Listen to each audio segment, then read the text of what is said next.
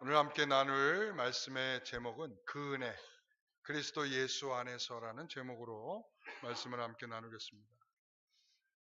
이전에 친구들이 이제 군대에서 휴가 나왔을 때 이렇게 물었습니다. 군대에서 제일 맛있는 게 뭐냐? 그랬더니 초코파이다 그러더라고요. 달콤한 게 엄청 땡긴다. 근데 코미디 프로그램에서 그런 얘기를 하더라고요. 왜냐면 이제 신참이 이제 들어왔습니다. 옛날 거. 요즘 저런 거 없을 텐데, 옛날 거예요. 아주 옛날 거. 그, 신참이 이제 들어왔습니다. 신참이 들어와서 고참이 그런 말을 합니다. 제가 이제 종교 생활을 하고 싶다, 이런 걸 알고, 그, 신참이, 야, 너 오늘 나하고 같이 교회 가면 내가 초코파이 하나 줄게. 그랬습니다. 그랬더니, 걔가 바로 하는 말이, 저는 오늘부터 그리스도인입니다. 그러고 나서 옆에 있는 다른 고참이 그 신참에게 그럽니다. 그러면은 너 나하고 같이 오늘 법당에 가면 내가 너에게 오늘 초코파이 2개 줄게. 그랬더니 뭐라 그랬을까요? 신참이 남이 합을 답을. 그럼 그리스도인이 된 것을 초코파이 하나 받은 것으로 나는 그리스도인이다 이렇게 생각하는 사람들이 있다는 거죠. 이게 웃지 못할 이야기인데 코미디의 주제가 되었었는데, 근데 저는 가만히 생각해 보면 그런 생각이 들어요. 정말 그렇지 않은가? 우리가 그리스도인이 되었다는 것을 초코파이 하나 얻은 것처럼 내가 오늘 달콤한 걸 하나 얻으면 나 이제 그리스도인이 된 거야 라고 생각하지는 않는가? 이런 생각을 해보게 됩니다. 우리가 그리스도인이 되었다는 것은 그리스도에 속했다라는 뜻입니다. 그리스도에 속한 사람이다라는 뜻이에요. 그러니까 우리는 그리스도 밖에 있다면 그리스도인이 아닙니다. 다른 것으로 내가 그리스도인이 된 것을 확인하려고 한다면 그리스도인이 아닌 것입니다. 오늘 여러분들의 삶을 보세요. 나는 그리스도 안에서 발견되려고 하는가? 아니면 내가 그리스도 없이도 다른 것 안에서도 얼마든지 행복하고 또 즐거워하고 있는가를 한번 보시기 바랍니다. 오늘 본문은 이 고린도전서를 우리가 함께 보잖아요. 이 고린도전서를 보게 되면 이 고린도전서의 이 말씀은 좀 구조가 좀 독특합니다. 이 고린도전서의 구조는 이제 우리가 읽은 9절의 말씀까지를 읽고 나면 그 다음서부터 전개될 이야기는 뭐냐면 책망이 기다리고 있어요. 그러니까 1장 여기 9절이 딱 끝나고 나면 10절부터 나타나는 것은 뭐냐면 너희들은 왜 끼리끼리 노냐? 왜 당파를 지냐? 서로를 왜 사랑하지 못하냐? 그리고 그것이 너희들 바로 그게 교회냐? 막 이렇게 꾸짖는 이야기로 시작되는 게 오늘 이제 10절부터 시작될 내용이에요. 그런데 그 꾸짖는 내용을 하기 직전에 오늘 본문의 내용이 있다는 것이죠. 그 내용은 어떤 내용이냐면 너는 예수 그리스도 안에서 하나님의 은혜로 충만한 자들이다. 그래서 나는 너희를 볼 때마다 내 마음속엔 감사의 감격이 넘쳐난다. 지금 이제 바울의 마음은 얘들을 혼내려고 고린도 교회를 좀 더 혼내주려는 마음이 그들에게 있음에도 불구하고 그 말을 하기 전에 어떤 말로? 자, 한번 따라 보겠습니다. 자, 그리스도 예수 안에서 하나님의 은혜 가운데 있는 너를 보면서 나는 감사한다. 예, 오늘 4절의 말씀이 그거잖아요. 나는 너희들 가운데 그 하나님의 은혜를 바라보니까 나는 먼저 감사부터 된다는 거예요. 여러분 오늘날 우리 자녀들 키우기 얼마나 힘듭니까? 그렇죠? 특히 요즘에 자녀들에게 무슨 한마디 하려고 그러면 자녀들이 잘 듣지도 않아요. 그러니까 그 자녀들 이 부모와 자식 간의 관계가 잘 형성되어 있지 않기 때문에 그런 거예요. 그러니까 부모와 자식이 관계가 잘 형성이 돼서 언제든지 대화가 가능해져야 됩니다. 그래야만 정말 결정적인 순간에 아이에게 무슨 말을 하려고 할 때 아이가 듣지요. 근데 요즘에 아이들이 뭐라 그런지 아십니까? 부모가 말을 하면 잘 듣는 것 같죠? 여러분 안 듣습니다. 귀를 막고 듣지 않습니다. 아이들이 말하는 생생한 제보를 제가 들어보니까 아이들이 뭐라고 그러냐면 딴 생각을 한답니다. 부모가 막 혼을 내고 부모가 막 잔소리를 하고 그러면 머릿속에선 딴 생각을 막 한대요. 듣지 않는다는 거죠. 우리가 이렇게 부모와 자녀 간의 대화를 하려고 하고 부모가 자녀에게 무슨 말을 하려고 할 때도 관계가 깊게 형성되어 있지 않으면 자녀가 듣지 않아요. 예? 제가 어렸을 때 우리 아버지가 저를 참 많이 사랑해 주셨습니다. 저는 그 아버지의 사랑 때문에 어떻게 보면 지금 목사로서 살아갈 수 있지 않았을까라는 생각도 해봅니다. 아버지가 굉장히 저를 사랑해 주셔서 제가 원하는 것이 있으면 다 들어주셨습니다. 그런데 제가 잘못하고 돌아오면 말도 하지 않으셨습니다. 그럼 대부분에 보면 내 친구들 보면 아버지한테 야구 빠따로 맞든지 아니면 허리띠를 빼서 맞든지 하여튼 그렇게 축살나게 맞았다고 하는데 저는 아버지가 때리지는 않으셨습니다. 그 대신에 우리 아버지에게는 무서운 눈매가 있었습니다. 그러니까 제가 말은 하진 않는데 저에게 그 무서운 눈초리로 계속 쳐다보시는 거예요. 그러니까 제가 눈도 피하고 그리고 절대 아버지의 눈을 마주치지 않으려고 피해 다니죠. 근데 우리 아버지가 저를 엄청 사랑하는 것을 알고 있음에도 불구하고 그 아버지의 그 눈초리 때문에 못 견뎌서 때로는 다시는 너는 내 눈에 안 띄었으면 좋겠어라고 착각하는 눈빛을 받게 되는 거예요. 어떻게 했겠어요? 그래서 집을 나가기도 했습니다. 아버지는 날 싫어하는구나.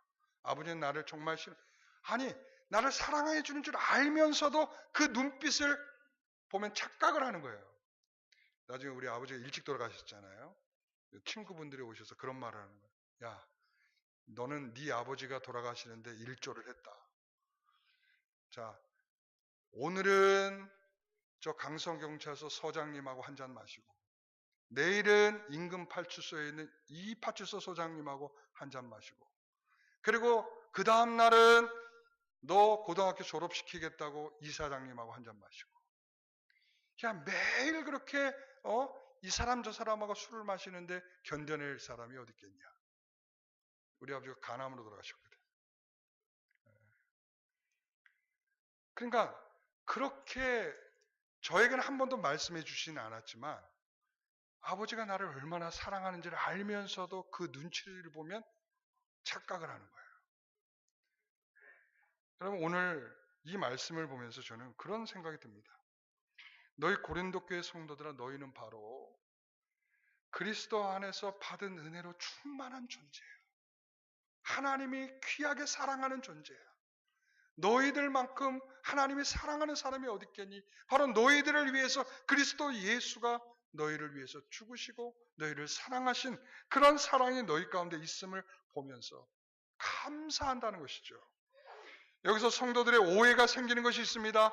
그 은혜를 받았으니까 이제는 어떤 죄를 지어도 괜찮다는 허락을 받은 것처럼 생각해요. 우리가 예수를 믿었습니다. 예수님을 믿으면 우리가 다 죄를 용서함을 받는다라고 하니까 이제 마음껏 죄를 져도 괜찮겠다는 생각을 합니다. 굉장한 오해죠. 이것은 어떻게 살아도 하나님은 너를 구원하실 건데 아무 걱정하지 말고 마음껏 죄를 져도 된다라는 그러한 말씀이 아니라 이 은혜는 그리스도 예수 안에서 받게 되는 은혜라고 말씀하고 있는 것입니다. 여러분 그리스도 예수 안에서 받게 되는 은혜는 어떤 은혜겠습니까? 예수께서는 그리스도로 오셨습니다.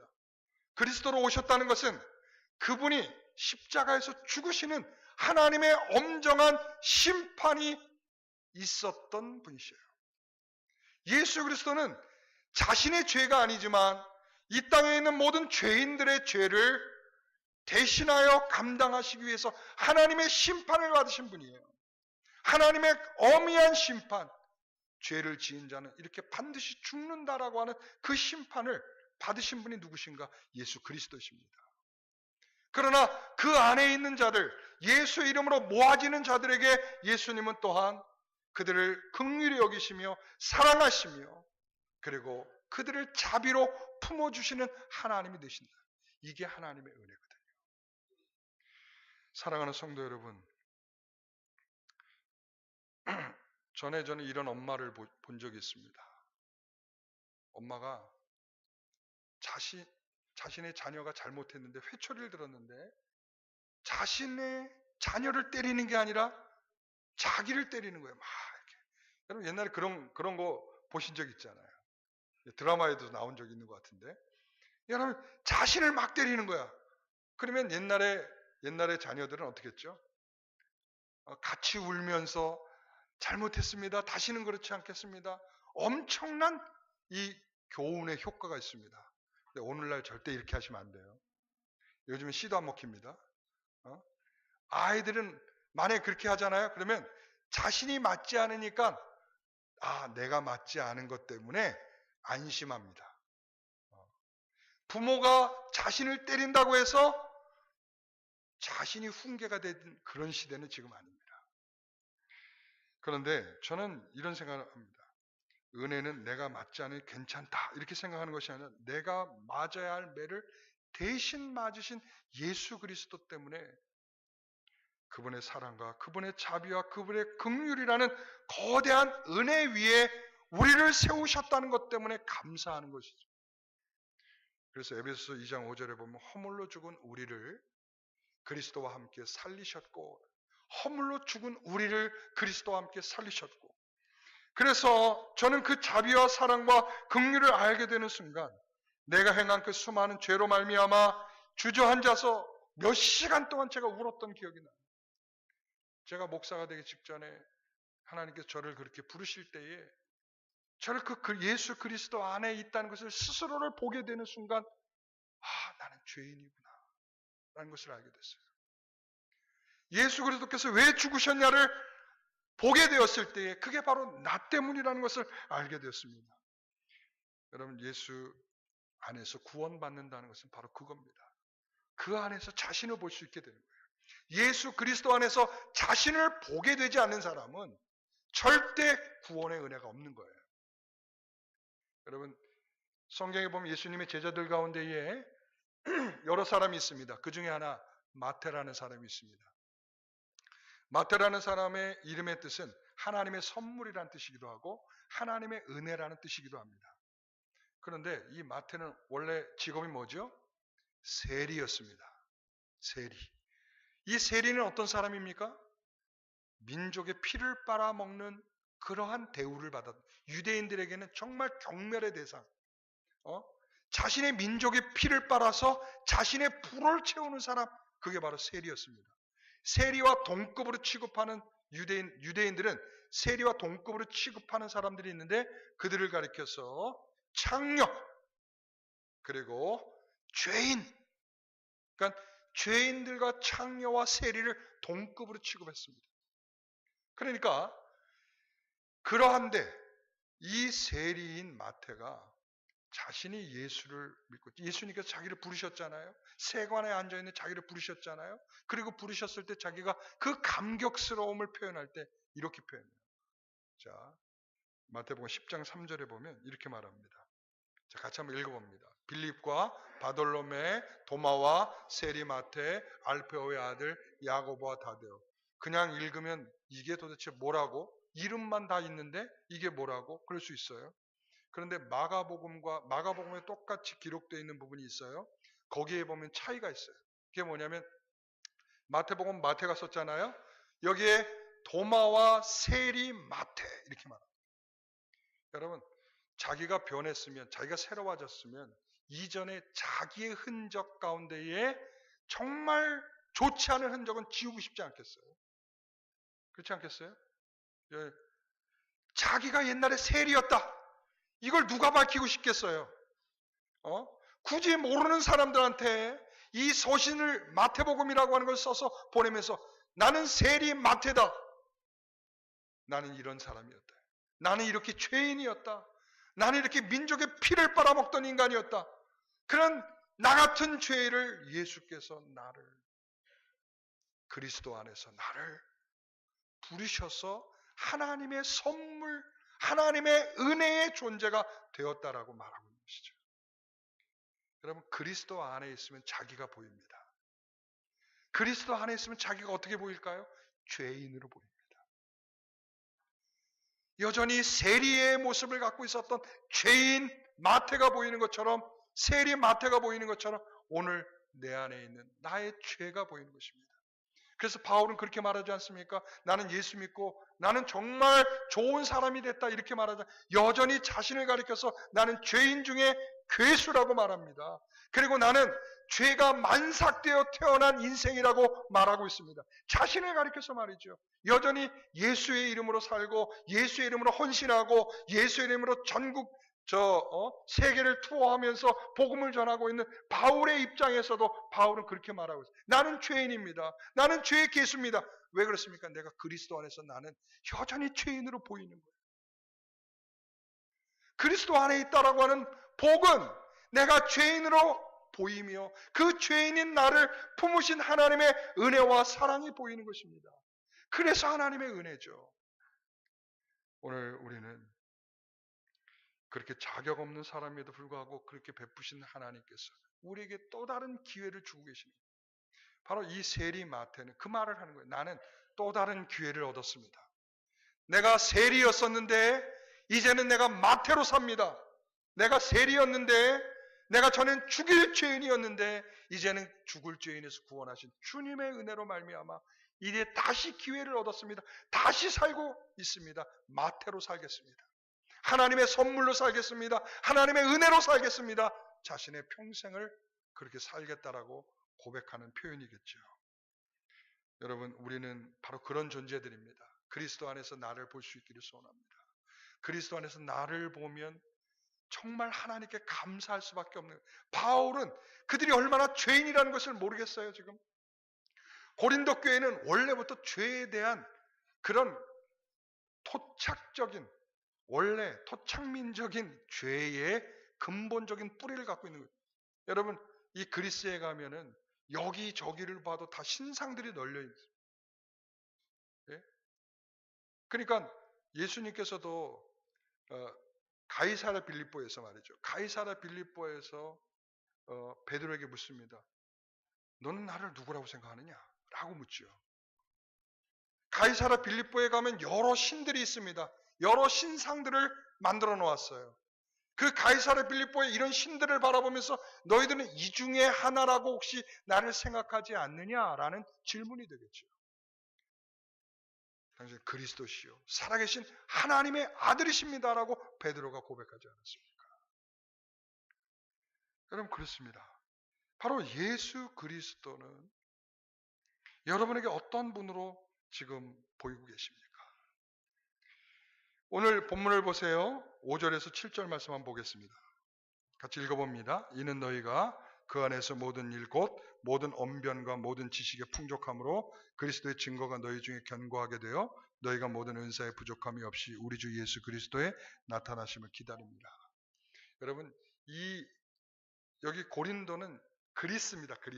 그리스 중에 가장 남단에 위치한 게 고린도입니다. 항구 도시입니다.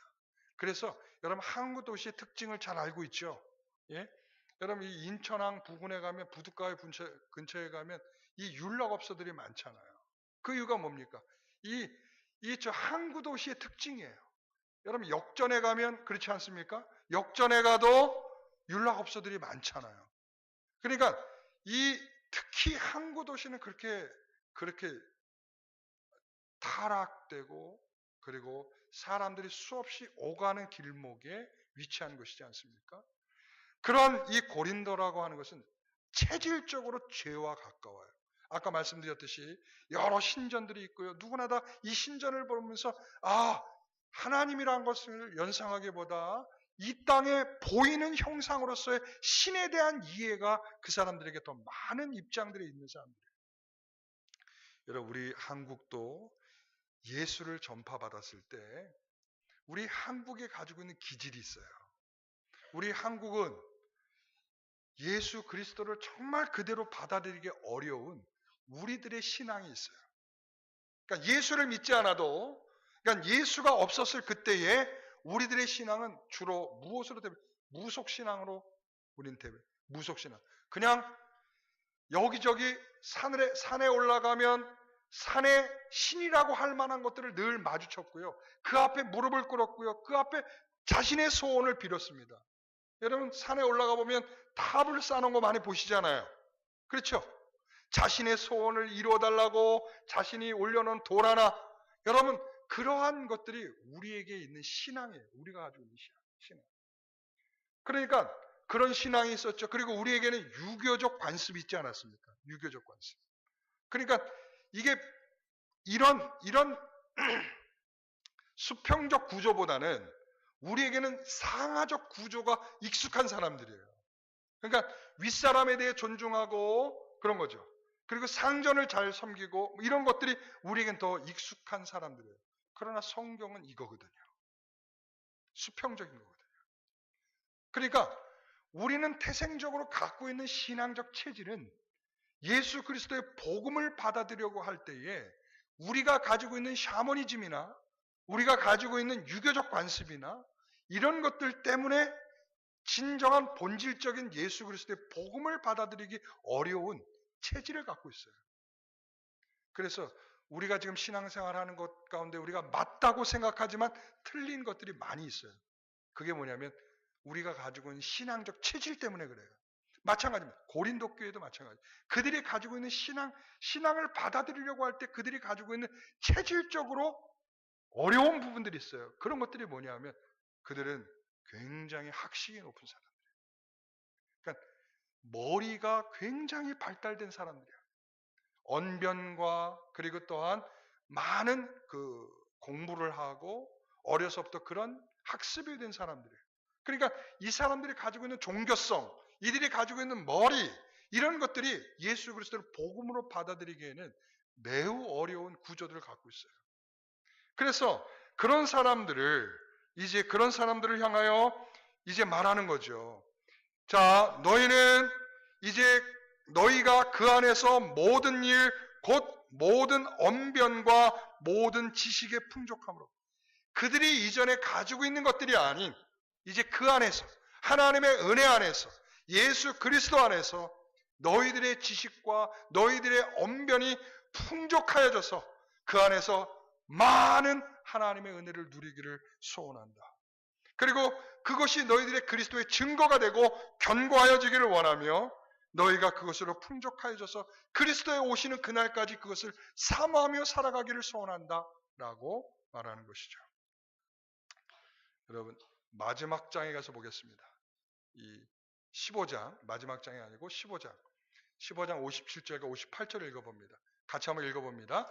우리 주 예수 그리스도를 말미암아 우리에게 승리를 주시는 하나님께 감사하노니 그러므로 내 사랑하는 형제들아 견실하여 흔들지 말고 항상 주의 날에 더욱 힘쓰는 자들이 되라. 이는 너희 수고가 주 안에서 헛되지 않을 줄 알미라. 지금 원래 16장이 있어요. 고린도전서 16장이 더 있는데 이 고린도전서 16장을 빼면 원래 이게 결론이 아니에요. 16장이. 저 15장의 마지막 부분이 결론이에요. 이 결론과 이 처음의 4절부터 9절까지의 내용은 굉장히 통하고 있습니다. 그게 뭐냐면 그리스도 안에서 너희들은 더욱 견고해지고 그리스도 안에서 너희들은 승리하게 될 것이며 그리스도 안에서 그 너희들이 마지막까지 주를 바라보게 될 것이다. 그런데 그 안에 있는 내용, 나머지 그 안에 있는 모든 내용들은 다 책망으로 이루어져 있어요. 너희들은 왜 당파를 짓고 사느냐? 너희는 왜 음행을 행하느냐? 너희는 왜 젖 먹는 어린이처럼 성장하지 못하느냐? 너희는 왜 교회의 문제를 세상의 법정에 가지고 나가느냐? 너희는 왜 은사를 받았으면 하나님의 질서대로 행해야지 너희들은 왜 그렇게 행하느냐?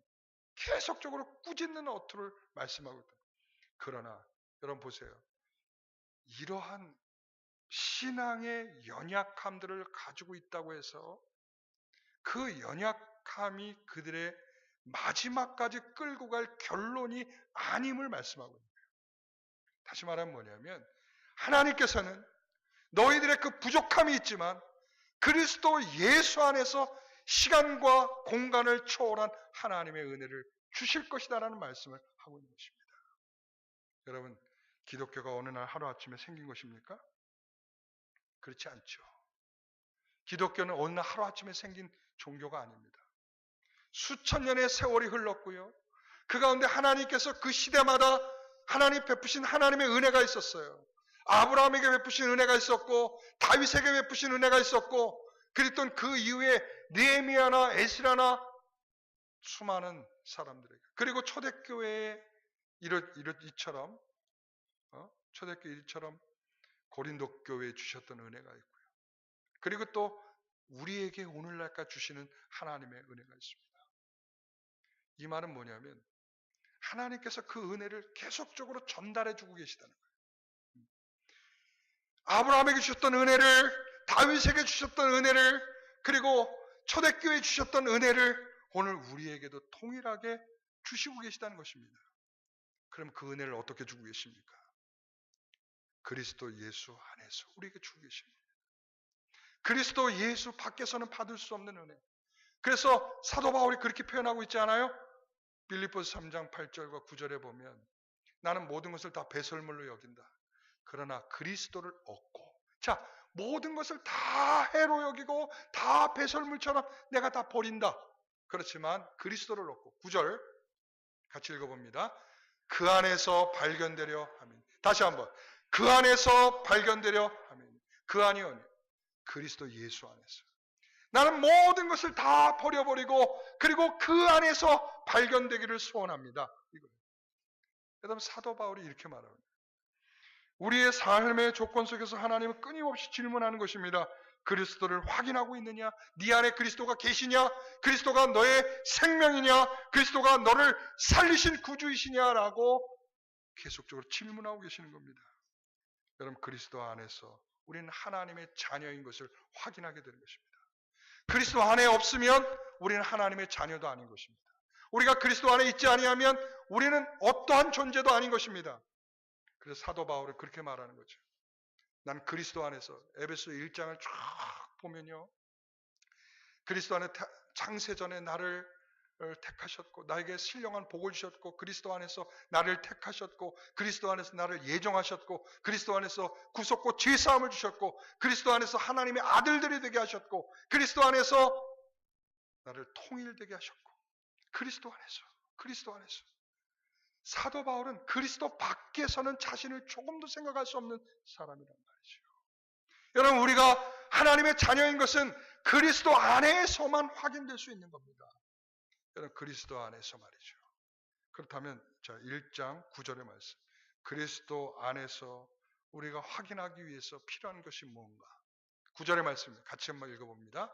너희를 불러 그의 아들 예수 그리스도 우리 주와 더불어 교제하게 하시는 하나님은 미쁘시도다. 자, 이 칭찬과 사랑의 표현의 결론은 뭐냐? 그의 아들 예수 그리스도 우리 주와 더불어 교제하게 하시는 하나님, 이거예요. 여러분, 우리가 하나님의 은혜를 받고 그리스도 예수 안에 있다는 것은 그분과 함께 교제한다는 것입니다. 그분과 함께 교제.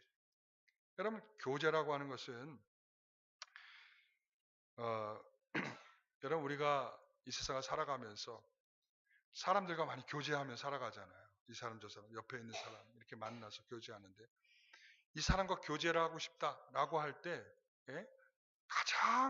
가장 그 중요한 이유는 뭐겠어요?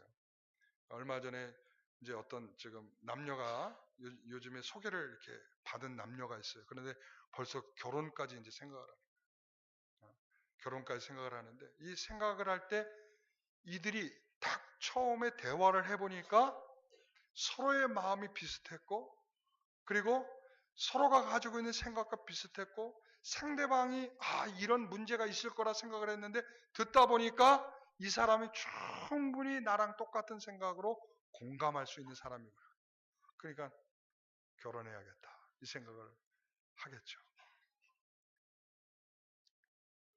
그러니까 여러분, 여기서 우리가 교제한다는 힌트를 받을 수 있는데요. 교제한다는 것은 뭐냐면 다른 사람의 말을 이렇게 잘 들어주는 사람. 여러분, 다른 사람의 말을 잘 들으십니까? 제가 우리 성도들 이렇게 대화하는 것들 내가 이렇게 볼 때가 있어요. 이렇게 난로불에 이렇게 있으면서도 성도들이 대화하는 얘기를 들어보고 이렇게 보면 제가 느끼는 것 중에 하나가 뭐냐면 우리 성도들은 듣는 것을 잘 못하는구나. 제가 알게 됐어. 뭐냐면 누가 이렇게 무슨 말을 하잖아요. 무슨 말을 하면 그 중에서 어떤 단어가 딱 내 마음에 딱 꽂히면, 내 머리에 딱 꽂히면 상대방이 하는 말을 듣지 않고 계속적으로 내가 할 말을 생각하다가 상대방의 말이 끝나기도 전에 내가 착 말을 하는 거야.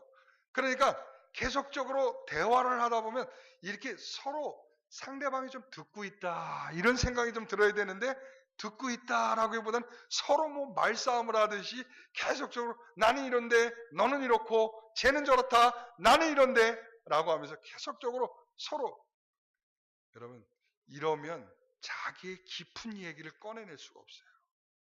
그렇지 않겠습니까?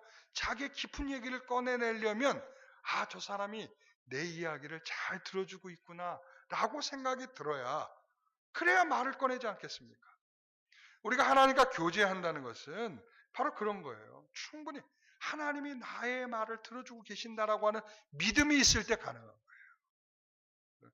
저는 이번에 이제 한 2달여 있으면은 우리 교회에서 장로, 안수집사, 권사를 우리가 피택하고 선출하게 될 텐데 저는 그러면 여러분들에게 어떤 사람이면 좋겠습니까? 라고 할 때 정말 교회 봉사 잘하고 뭘 잘하고 막 이런 거 다 뒤로 하고 성도의 말을 들어줄 수 있는 사람이면 좋겠다 이런 생각이 들어요.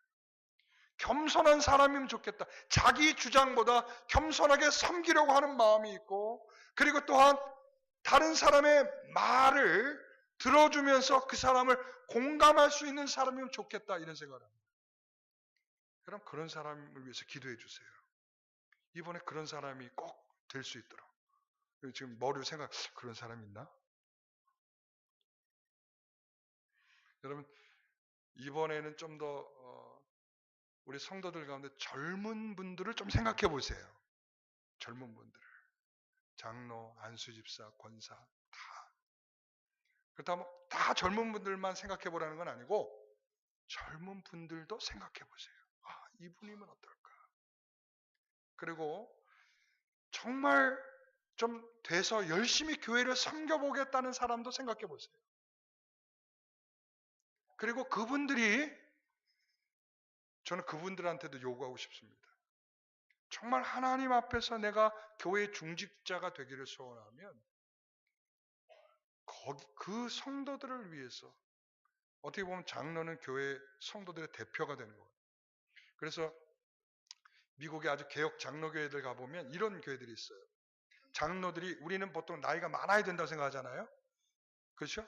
그런데 미국의 그 개혁교회들 가보면 장로들이 20대 장로, 30대 장로, 40대 장로, 50대 장로가 있어요. 그 왜 그런지 아십니까? 20대를 대표하는 장로, 30대를 대표하는 장로, 40대를 대표하는 장로. 우리가 생각할 때 20대가 무슨 장로가 될 수 있느냐 이 생각을 하겠지만 그러나 그들이 교인의 대표가 되어서 교회를 바르게 섬길 수 있는 그러한 대표적 그런 특성을 갖게 되는 거죠. 오늘 우리 성도들 가운데 그런 성도들이 있기를 소원합니다. 정말 겸손한 마음으로 주님을 섬길 수 있는 그리고 또한 다른 사람들의 말을 들어주고 깊이 교제할 마음이 있는 성도. 여러분 그래야 우리 대표자로 장로로 세울 수 있지 않겠습니까? 여러분 공감하며 대화가 가능하지 않은 사람은 우리가 깊이 교제할 수 없습니다. 그래서 우리 예수님께서도 이렇게 말하는 거예요. 요한복음 15장 5절에 이런 말씀을 하죠. 자, 나를 떠나서는 너희가 아무것도 할 수 없다. 너와 나는 이렇게 깊은 관계를 가지고 있고 너는 내 안에서만 확인될 수 있는 존재다. 그러면서 예수님께서 이런 말씀을 해요. 히브리서 4장 14절 16절 결론의 말씀이니까 같이 한번 읽어봅니다. 그러므로 우리에게 큰 대제사장이 계시니 승천하시니 곧 하나님의 아들 예수시라. 우리가 믿는 도리를 굳게 잡을지어다. 우리에게 있는 대제사장은 우리의 연약함을 동정하시지 못하실 리가 아니요 모든 일에 우리와 똑같이 시험을 받으시노되 죄는 없으시니라. 그러므로 우리는 긍휼히 여기심을 받고 때를 따라 돕는 은혜를 얻기 위하여 은혜의 보좌 앞에 담대히 나아갈 것이니라. 여러분, 그렇습니다. 우리가 그리스도 안에서만 발견되어야 된다 그랬죠? 그리스도 안에 있어야만 우리의 존재가 하나님의 자녀인 것입니다. 예? 그래서 오늘 본문에 우리가 좀 전에 말씀을 읽은 것처럼 우리는 바로 예수께서 이 땅에 오신 것은 성육신, 몸을 입고 이 땅에 오신 이유는 그겁니다. 내가 너희들을 이해한다. 내가 몸을 입고 왔으니 내가 너희들의 고통을 이해한다. 너희들의 아픔을 이해한다. 너희들이 이 땅의 세상에 살면서 받아야 할 시험을 이해한다. 너희들의 연약함을 이해한다. 그래서 아까 그랬잖아요. 내가 동정하지 못하는 이가 아니시다는, 동정이는 너희들이 가지고 있는 마음을 내가 이해하지 못하는 자가 아니다는 거예요. 그래, 너희들의 우리가 가장 고통스럽게 생각하는 죽음조차도 예수께서 경험하셨잖아요. 내가 너희들의 그 죽음의 고통도 다 알고 있다라고 말씀하고 있습니다. 그렇기 때문에 본문에서 뭐라고 말했어요? 좀 전에 그 은혜의 때를 따라 도우시는 그 은혜를 얻기 위하여 은혜의 보좌 앞에 담대히 나아갈지니라. 할렐루야. 여러분, 교제하는 거죠. 나를 때를 따라 은혜를 주신 그분만이 나를 이해하실 분이다. 내 마음을 이해하실 분이다. 나의 아픔을 이해하실 분이다. 나의 고통을 이해하실 분이다. 내가 받을 시험을 이해하실 분이다. 내가 아픔을 이해하실 분이다. 그런데 우리가 왜 딴 데 가서 찾죠? 왜 우리는 딴 데 가서 그걸 찾죠? 우리는 왜 딴 데 가서 찾죠? 그 말은 뭘까요? 그리스도인이 아니라는 거예요. 우리는 이 아픔과 고통이 있을 때 그리스도께서 내 마음을 가장 이해하실 분으로 그분 앞에 담대히 나아가야 되는데 그것을 하지 아니하고 다른 것에서 도움을 달라고, 다른 것을 얻으면 내가 회복되겠습니다. 다른 것을 얻으면 내가 기뻐지겠습니다. 내가 다른 것 때문에 라고 표현을 하죠. 그건 그리스도인이 아니라는 말이에요. 오늘 우리는 이런 교제가 우리 가운데 충만히 있기를 소원합니다. 우리가 그리스도 안에서 우리가 그 은혜로 말미암아 주시는 그 은혜로 살아가는 그리스도인이라고 하는 것을 잊지 마시기 바랍니다. 자, 우리 찬송하겠습니다.